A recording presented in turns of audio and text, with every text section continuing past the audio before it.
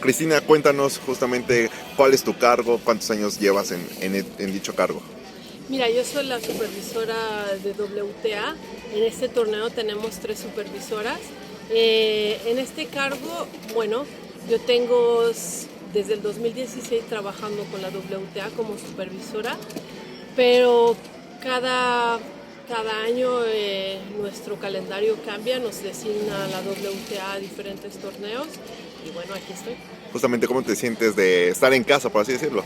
Pocas veces hay torneos en México, pero ahora justo que sea uno aquí en Guadalajara. Pues muy bien, es un gusto trabajar en nuestro país.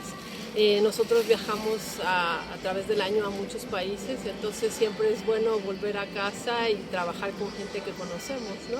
Ahora justo, ¿cómo es tu vida como tal? Porque bien lo dices, recorres el mundo, cada cuando ves a tu familia, ¿cómo es ese aspecto?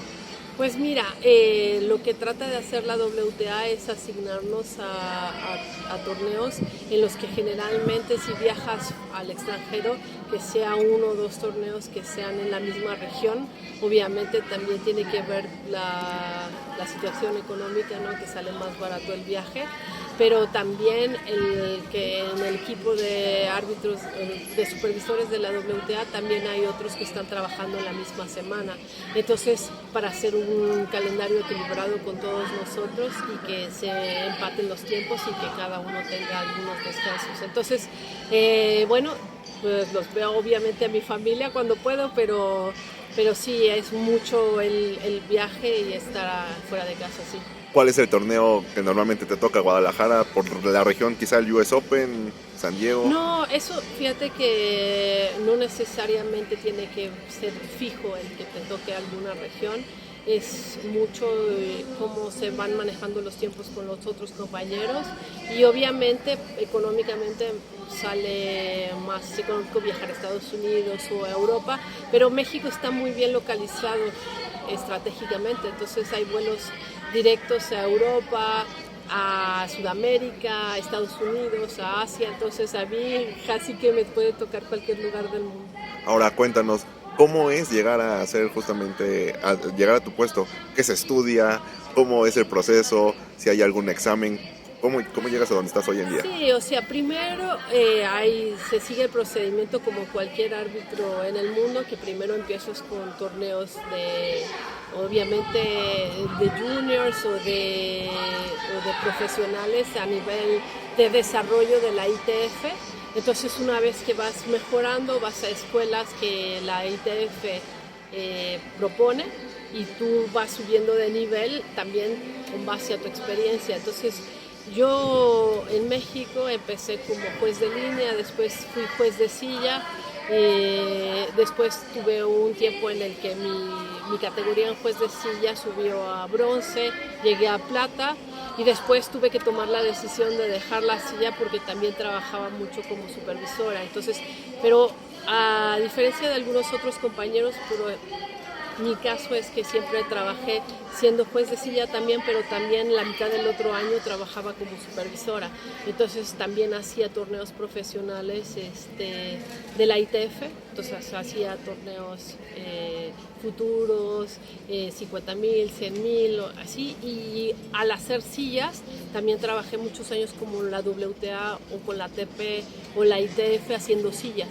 Entonces ahí también me conocieron y entonces empecé a trabajar como referee en algunos torneos de tour, al nivel del tour, y entonces después me contactaron para ser parte del equipo de la WTA como supervisor. Ahora justo me mencionabas bronce, plata, son Y como, oro, y oro, sí. justamente son como Ajá. las categorías a subir o cómo es Exacto, eso. sí.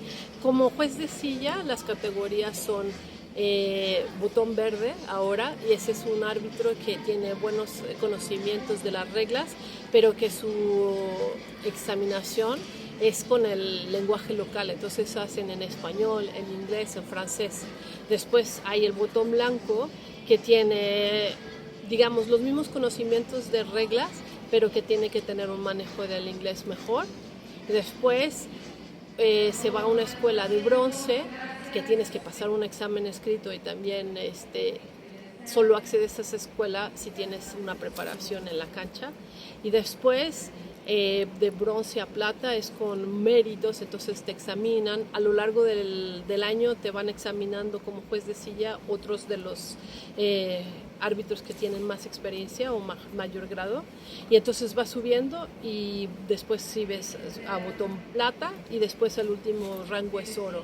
Entonces es como las olimpiadas, digamos que blanco, bronce, plata y oro.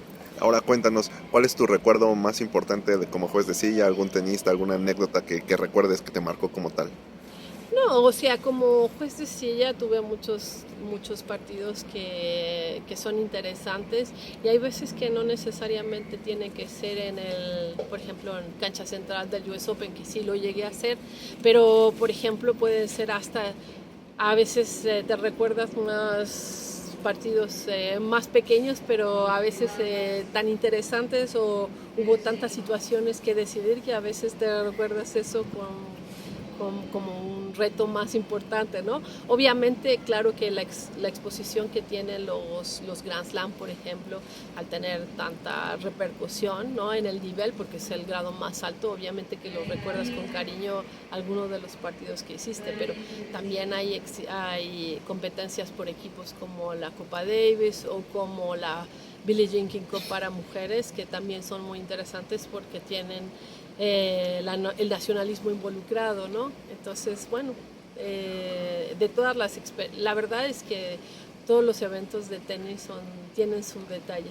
Ahora cuéntanos, ¿cómo nació tu amor para ser juez de silla o querías ser tenista o cómo llegaste a tu puesto?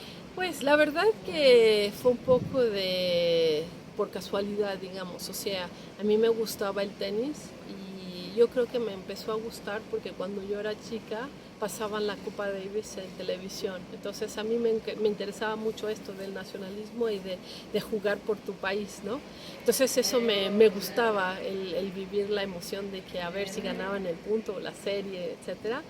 Y después en un momento quise jugar a tenis y bueno, iba a clases para aprender, ¿no?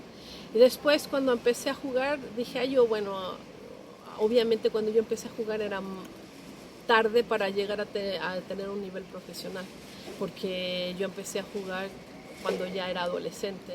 Entonces era casi imposible por ser profesional, pero de todas maneras dije, bueno, a lo mejor puedo jugar tipo competencia, ¿no?, amateur o lo que sea. Y, y en mi club, que era el Club Deportivo Chapultepec, vi una vez que invitaban a ser árbitros regionales. Entonces dije, bueno, voy a ir para que si me ganan el partido no me ganen por no saberme la regla. Y de ahí te empiezas a involucrar. En ese momento era estudiante de preparatoria, entonces para mí era fácil hacer exámenes, ¿no?, escritos, y pasar un examen y que te preguntaran cosas, ¿no? Y entonces se me hizo como fácil lo de las reglas, y en un momento que ya te involucras en eso te empieza a gustar, y después cuando empiezas a involucrarte más haces torneos mayores y después te va emocionando el poder subir de nivel, y bueno, así va siendo. Perfecto.